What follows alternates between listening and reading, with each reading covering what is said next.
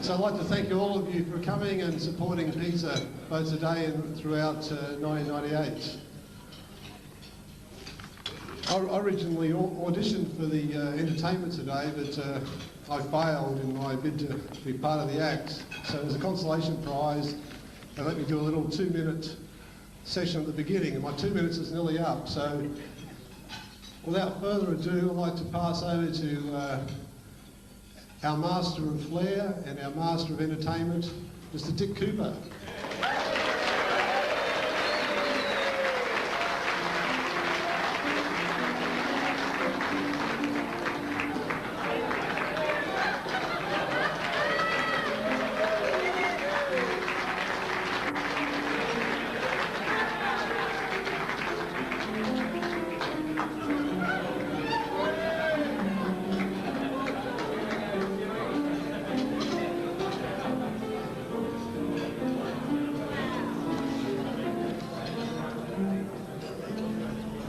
Hey dudes, can you hear us up the back? Because I've got some very important things to tell you today.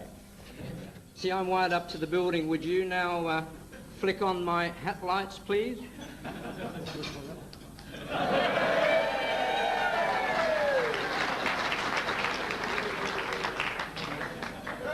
You know, that works every time.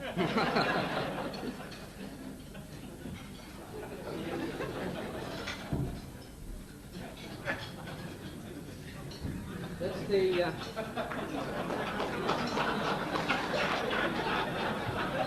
My friends,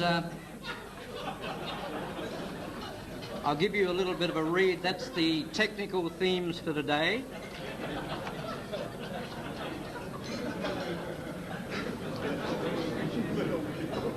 In fact, today's seminar will deal with a variety of technical themes which will be developed and interspersed with musical interludes by our guest celebrity maestros. The technical themes will all converge during the final aria performance, when all the matters presented will reach their stunning conclusion and all will be revealed. You will go back to your office agreeably pissed and intellectually stimulated at the same time.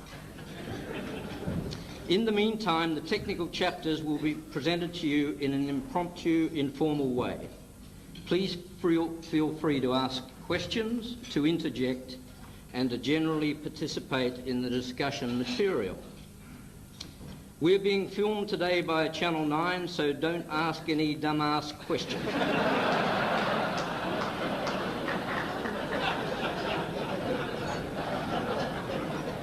Channel 9 want to do a big segment on the oil industry on next Sunday's 60 Minutes. So Grant Ellis invited them along to today's seminar. He thought that the Australian public would get a good snapshot of the state of our industry from today's proceedings. There's no particular order to the technical chapters and no logic to it at all. So I ask you, which technical chapter you want me to do first? Lawyers first. They say the lawyers first. No, I'm afraid I won't be influenced by the hecklers. And my intention is to deal with the subject of doggies first.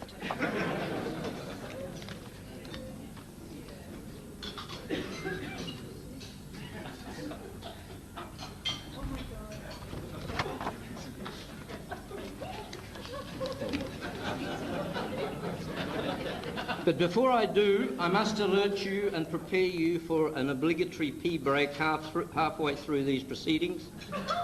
Probably earlier because I'm feeling like going right now.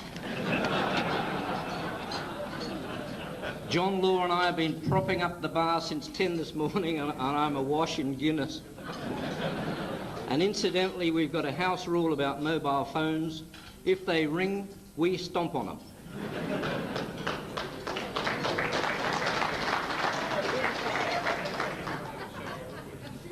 Now, I'm a senior geophysicist and a senior citizen, and I'm getting scared by all these attacks on my fellow seniors. So I decided to buy an attack dog. Out I went to the Canning Vale attack dog kennels. The guy said, "Sure, I've got just the attack dog for you. Come out the back." And there was this dog sitting on the ground, licking its bum. I said, "Mate, that's not an attack dog. He just sits there licking his bum." "He sure is an attack dog," he said. "He's just attacked a lawyer, and he's trying to get the nasty taste out of his mouth."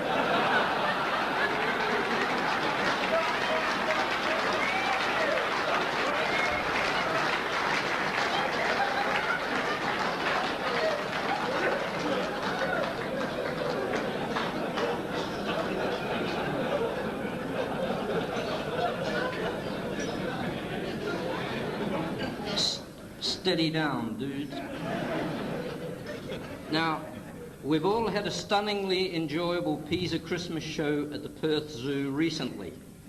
We walked amongst the dingoes and fondled the snakes, and two of our geologist colleagues went on an elephant ride.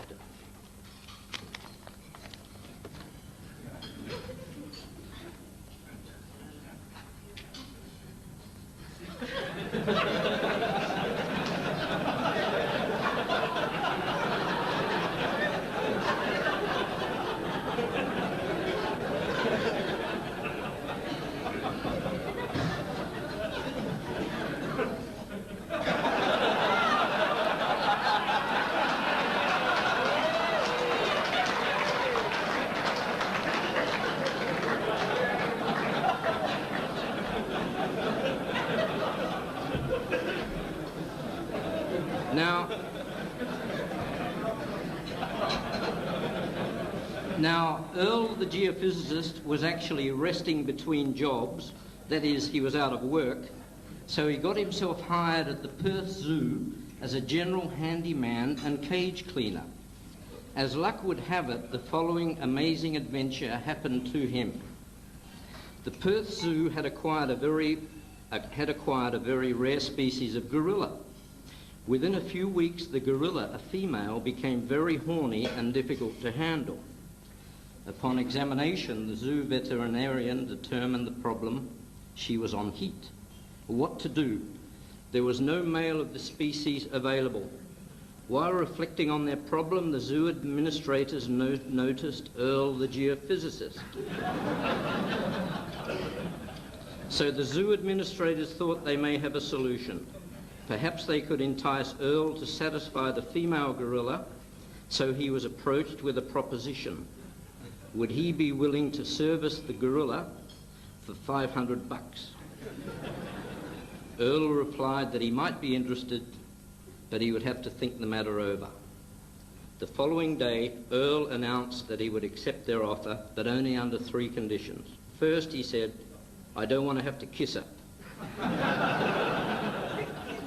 And second, "I want nothing to do with any offspring that may result from this union." And the zoo administration quickly accepted these conditions. But what could be the third? "Well," said Earl, "you've got to give me another week to come up with the $500.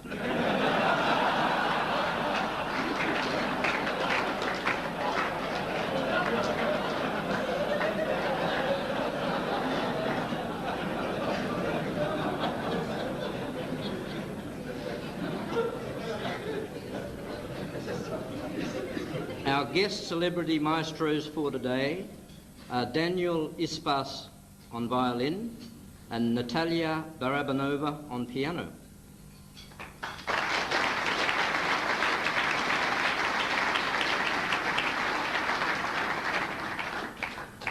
Despite Daniel's young age, he has accomplished much and taken the musical world by storm. Born in Bucharest, Romania, he gained musical degrees at the Bucharest Conservatory and from the University of Wisconsin. His teachers have included all the violin world's big names. He has won numerous international awards as a recitalist and has performed with the Asturias Symphony Orchestra in Spain, the Romanian State Orchestra, and the Sydney Symphony Orchestra. At present, Daniel is a permanent member of the WA Symphony Orchestra. He is accompanied on piano by Natalia Barabanova. Natalia lived and studied in the Ukraine, where she obtained a diploma of concert performance from the Kiev State Conservatoire. She has taught for a number of years in the Ukraine, Mexico and Japan. She has performed regularly with various chamber music ensembles, including the very successful Kaiku ensemble directed by her husband. Natalia was awarded the International Order of Merit for services to music and the arts in 1994. So once again, a big welcome for these two stars.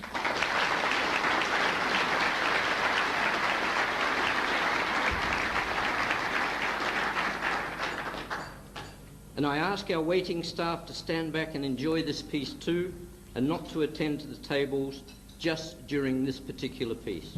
Thank you very much.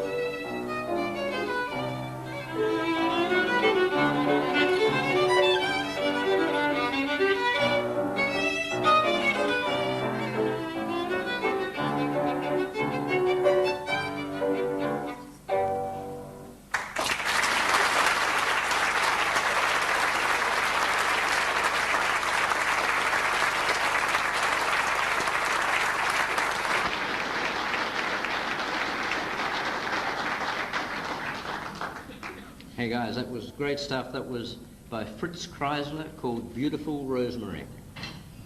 Our friends are going to play some more pieces later.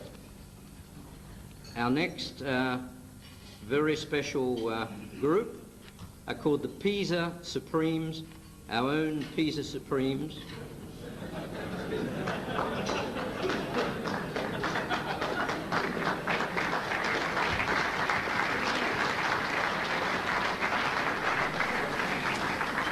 Hello, Ted, the old China. Hello, Bert. How's tricks? Oh, you know, ducking and weaving, weaving and ducking. Oh, yeah, I know. Don't I know?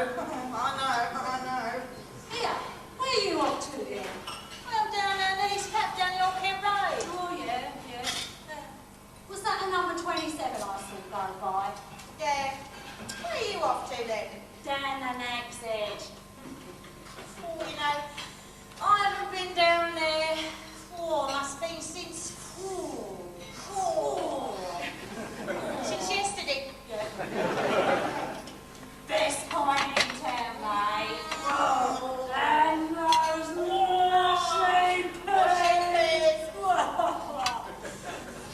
Here, how's your dogs? Oh, it's funny you should say that. We got a letter from her yesterday. Oh, long way to Australia. Well, you know, we told her. It's a bit hot there, isn't it? Yeah. Still so full of flies. God, drive you mad. Do you think you'll ever go there for an holiday? No, Sylvie couldn't handle it, what with all the spiders. Many are there, The many? place is full of them all around the toilet seats. Nah. Yeah, that Sylvie could not handle that. Makes you wonder why old Doris went there then, doesn't it? Yeah, well, she said something about his more jobs. You know, bigger houses, some of them with swimming pools. And the beer's cheaper too. Nah. Yeah. Nah. Yeah. Nah. Yeah. Here, Ted, do you know, look, there's no place like London, is there? Nah, no place like it, mate. But do you know what? I think I can feel a London Cockney type song coming on. You know, Bert, I do believe you can. Any time you're Lambeth way, any evening, any day, you'll find us all doing the Lambeth walk. Oi! Every little Lambeth town, with a little Lambeth town, you'll find us all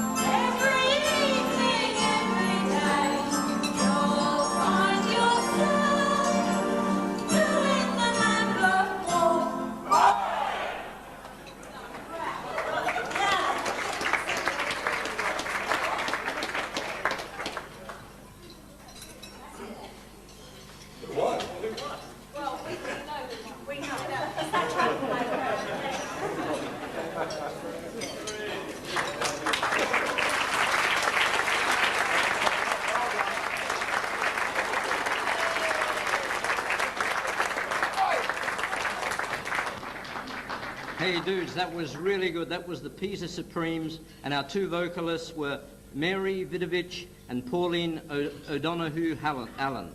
And you'll be seeing some more of that group as we proceed with our proceedings. Now, I'm on again.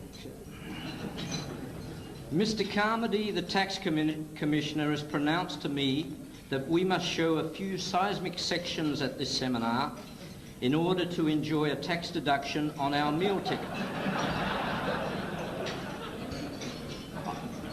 I hear your groans, but we should be able to handle this quickly and with a minimum of fuss.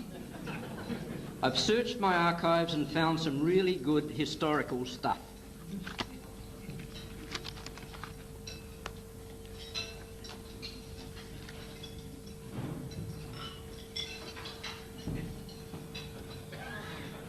The first is Wandoo. Now, you probably won't recall that this ground was held by Arco, who successfully farmed out to Ampol. I was present on the day, a few months before Ampol took up the deal, when a rather distinguished geophysicist of Ampol showed me this precise section and told me he was intrigued and excited by the bright events at the Albion-Apsian unconformity, which I've marked in red at 600 milliseconds. He had not the slightest interest in the tilted fault block prospect shown in green, which was Arco's proposed target at Triassic level. In short, he thought that this shallow horizon was hydrocarbon bearing. This was the first recognition from seismic that the inner rift shoulder could have shallow hydrocarbons. The rest was history, and Ampolex brought in a nice little earner called Wandoo, about 60 million barrels recoverable. This set the scene for the new exploration focus, which also found Stag and Cornier. I've always wanted to pay a little public compliment to this clever lad. He moved on from Ampol to Energy Equity, and his name is Malcolm Boardman. Malcolm, if you're here today, you don't have to stand up. I just want to say you've got a really good geophysical eye. Congratulations, mate.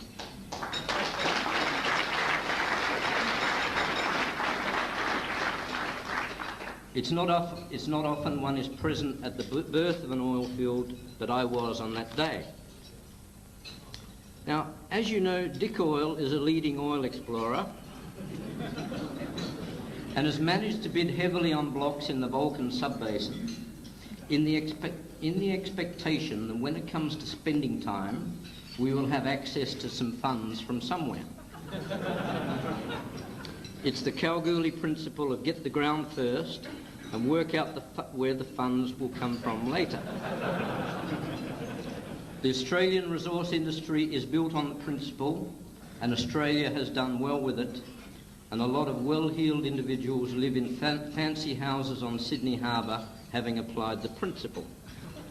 We reckon at Dick Oil that a mansion on Sydney Harbour beckons us, and even better, a nice pad in Monaco.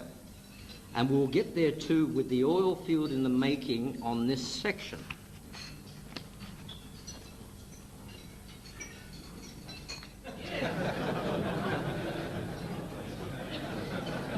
It's called Gutter Lead. It's a fancy, juicy turbidite mound shown in yellow,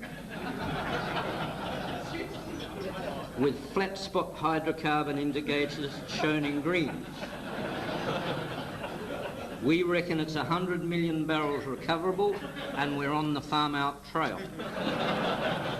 It's a dead cert, it's money for jam. So when you go back to the office this afternoon, I want you to belch your way into the boss's office and tell him you saw a great deal. Tell him you were at the birth of an oil field at the Pesa Christmas lunch.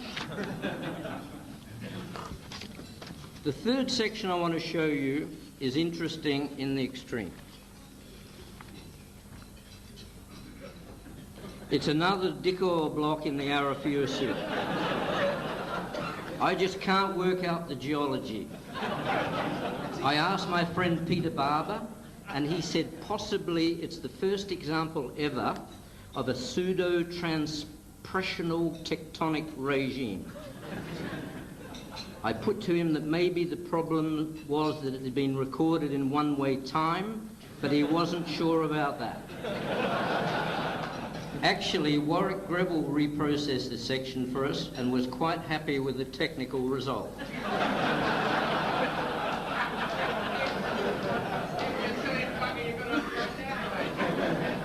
Stanley, what's that, Warwick? It's upside down. Warwick says it's upside down. Okay, I've got an admission to make to you. The Godham section is presented to you upside down. Up the right way, it looks like this.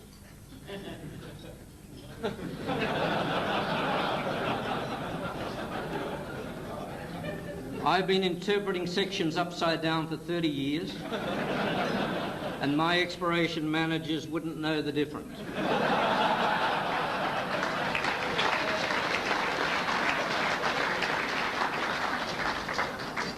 I still found a lot of oil, though. The earlier section was presented to you upside down too. The right way up, it's Flare Petroleum's gully lead in the Vulcan.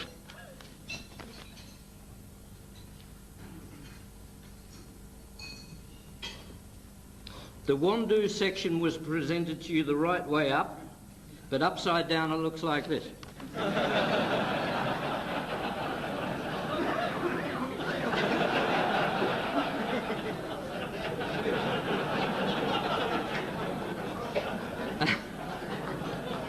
And now, because I'm totally confused, we'll have some more music.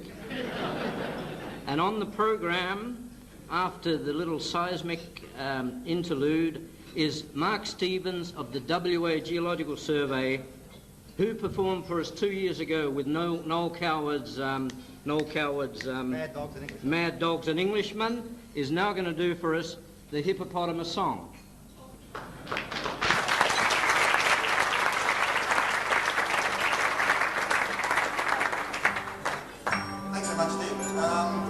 Asked me if I would sing again. It was a case of good news, bad news. The bad news is those who heard me 2 years ago get to hear me sing again.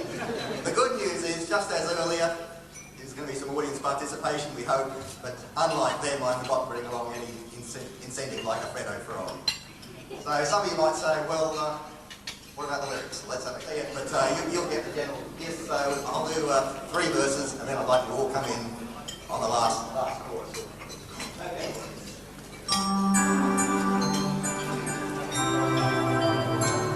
A bold hippopotamus was standing one day on the banks of the cool Shalima. He gazed at the bottomless and peacefully lay by the light of the evening star. Away on the hilltops and combing her hair, his fair hippopotamus made. The hippopotamus was no ignoramus and sang her this sweet serenade. Mud, mud, glorious mud, nothing quite like it for cooling the blood. So follow me, follow, down to the hollow, and there let us wallow in glorious, glorious mud. The fair hippopotamus he made to entice, promising on the hilltop above. As she hadn't got a heart to give her advice, came tiptoeing down to her love. Like thunder the forest re-echoed the sound of the song that they sang as they met. His inamorata adjusted her garter and lifted her voice in duet. Mud, mud, glorious mud, nothing quite like it for cooling the blood. So follow me, follow, down to the hollow, and there let us follow the glorious, glorious mud. Now more hippopotami convene on the banks of that river so wide. I'm wonder now what am I to say of the sea that ensued by the Shalimar side. They dived all at once with an ear-splitting splash, then rose to the surface again. A regular army of hippopotami, all singing this haunting refrain. Everybody! Mud, mud, glorious mud, nothing quite like it for cooling the blood. So follow me, follow, down to the hollow, and there let us follow in glorious mud. One more time. Mud, mud, glorious mud, nothing quite like it for cooling the blood.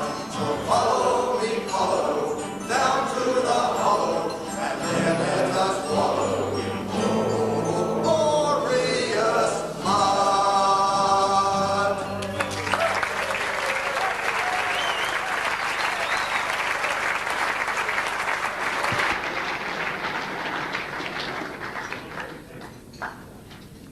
Hey, thank you, Mark. That was great stuff. And accompanied also by our Midday Oils team, who will be performing later, Mark Ballesteros, Stuart Bayford, and Phil Walter. Now,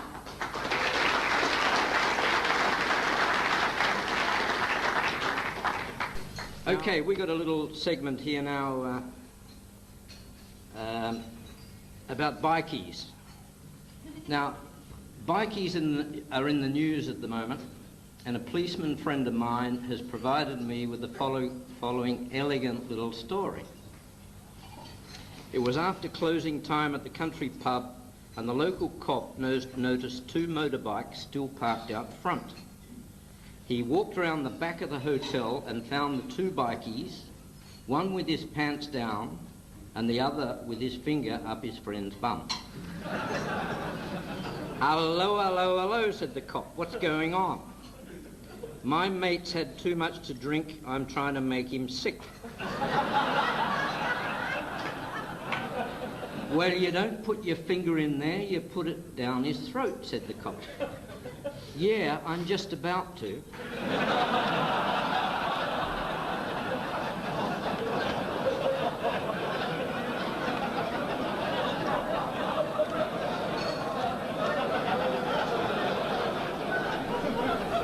Now, everybody knows that this is where it all started, the Rock Range oil field in 1954, and Murray Johnston collecting a billy can of oil to take home to show his mum. Now, Murray is a very distinguished geologist and has had a distinguished career at Wapit and Esso, and is a great raconteur. He's also rather small. He's smaller than me, and he's even smaller than Adrian Williams.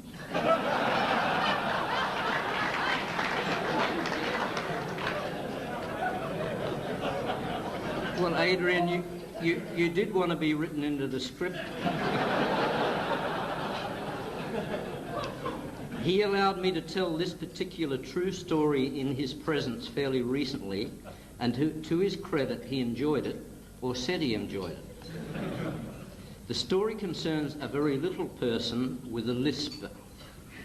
Now, this little person wanted to buy a mare, that is, a lady horse, and went to the local agricultural show.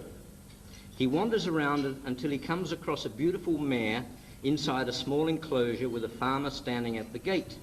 He goes up to the farmer and says, "Excuse me, can I have a look at your horse?" "Sure," says the farmer, "come on in." The little person wanders round and round the mare and then stops, says to the farmer, her eyes, I want to see her eyes." The farmer has to bend down and pick up the little person and show him the mare's eyes. "Nice eyes, nice eyes. I like this horse. I think I want to buy this horse." Once again, the little person wanders round the horse, in turn asking the farmer to pick him up and show him the mare's ears and exclaiming, "Nice ears, nice ears. I like this horse. I think I want to buy this horse." The farmer is starting to get pissed off by this stage because the little person is quite heavy. Suddenly, the little person stops in his tracks and says, "Her twat. Her twat. I want to see her twat." The farmer, infuriated, picks up the little person and drives him headfirst into the mare's backside. He leaves the little person's legs kicking and wanders off to talk to his mates for a couple of minutes. He then comes back and extracts the little person from his predicament. The little person wipes himself down and says, "I think I better rephrase that. I'd like to see her gallop."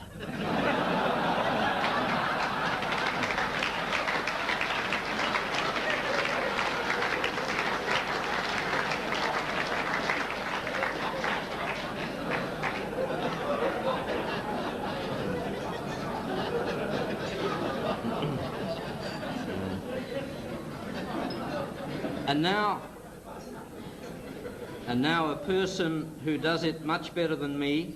He's not of our industry. He's not from Wazzo. He's Lee, the bush larrikin. Please give a hand for Lee, the bush larrikin.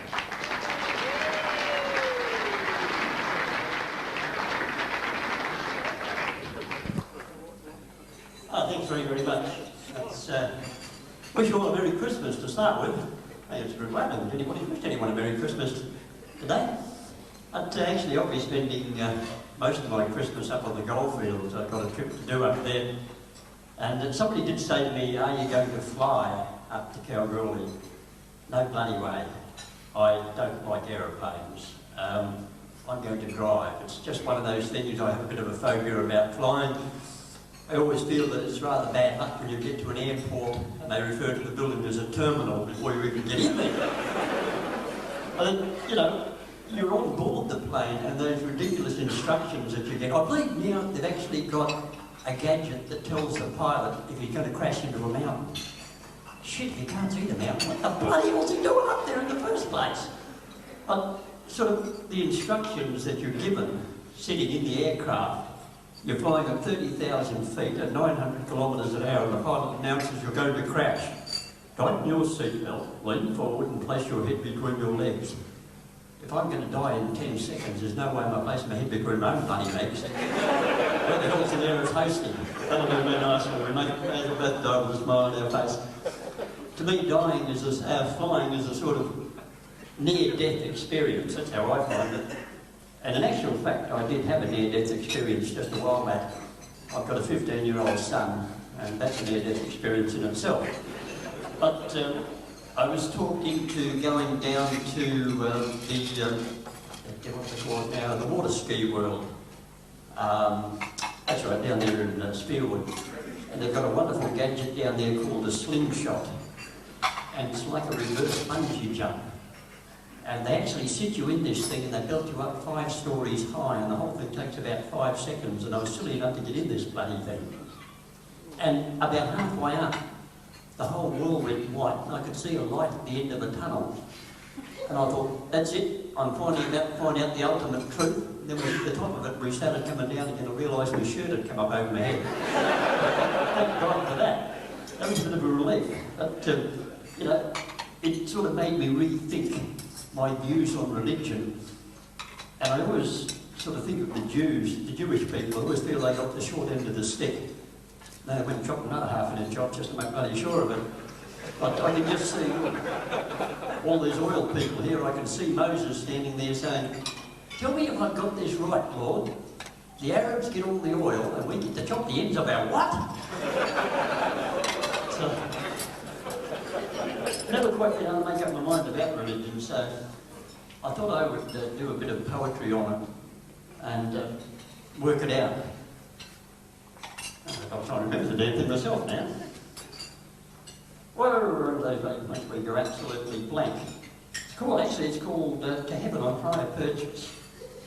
Which seems about the only way I'm ever going to get there. I'll tell you what, probably we'll give that one a miss just for about half a second. Probably the biggest effect that European settlement has had on this country would have been on the Aboriginal people. And probably the biggest effect of all would be the white man's concept of religion. And it was totally foreign to the Indigenous people. And the local priest in Darwin is like most men of the cloth. He's got a huge area to cover, a very, very small congregation, and if he sees a chance for a convert, he's not going to miss it. The good father's doing his rounds of Arnhem Land, and he pulls into one of the Aboriginal camps, and there's old Flower Bag, the head man, sitting down chewing on a kangaroo tail. The good father thought, well, here's my chance, I'll have a go at this guy. So he said to him, he said, hey, he said, Flower Bag, he said, what religion are you? The old man looked up and he said, I've been a Methodist, boss. He said, how would you like to be a Catholic? He said, sounds pretty good to me, boss. So he grabbed him by the ear and he marched him across to a nearby creek and he dumped him in 3 times. You be Catholic, you be Catholic, you be Catholic. He said, now, I better explain to you about being a Catholic. You can't eat meat on Friday. Do you understand? He said, yeah, boss. He said, I'm a Catholic now. Of course, a month goes past and good father's doing his Friday rounds again and he pulls into the same camp and there's the same old man in the same spot still chewing on a kangaroo tail, and of course it's Friday. And he's a little bit upset about it, so he spoke to him again. He said, hey, he said, Flower Bag, he said, what religion are you? The old man looked up and he said, I've been a Catholic, boss. He said, you know that. He said, okay, what was the last thing I said to you before I left? He said, you told me I couldn't eat meat on Friday. I said, okay, it's Friday. What's that you got in your bloody hand then? He said, oh, I know, boss. He said, that's fish. I said, hang on a second, how can that be fish? He said, that's easy, boss. He said, I see old man kangaroo. I go hunt him, I spear him, I put him on shoulder, bring him to camp, I take him to that creek and go, you be fish, you be fish, you be fish, I be fish, boss.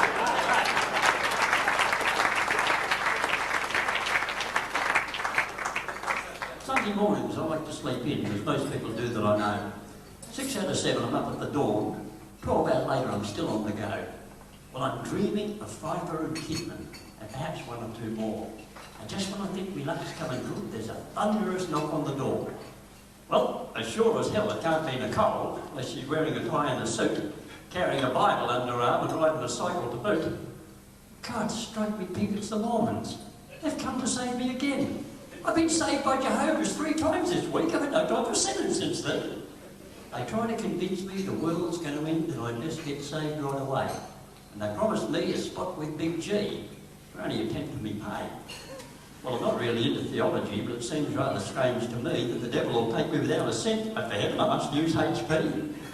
And each of us here in our own good time will find out the truth of our faith, but as sure as hell we're in for a shock if the Ayatollah's the one on the gate.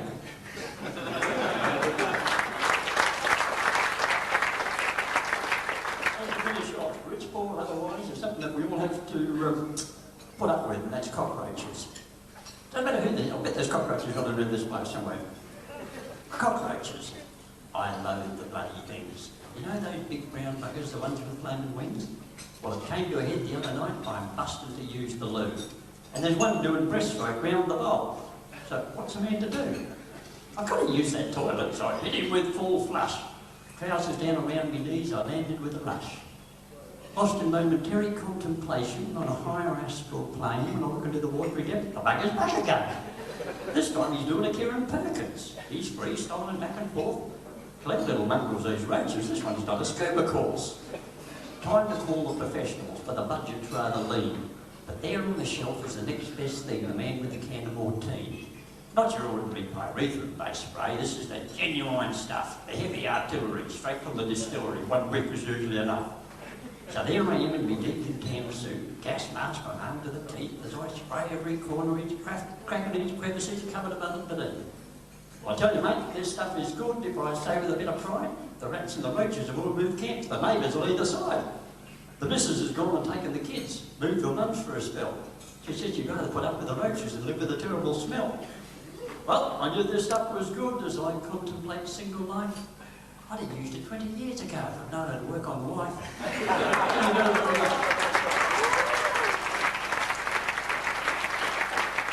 Thank you, Lee the Bush Larrikin.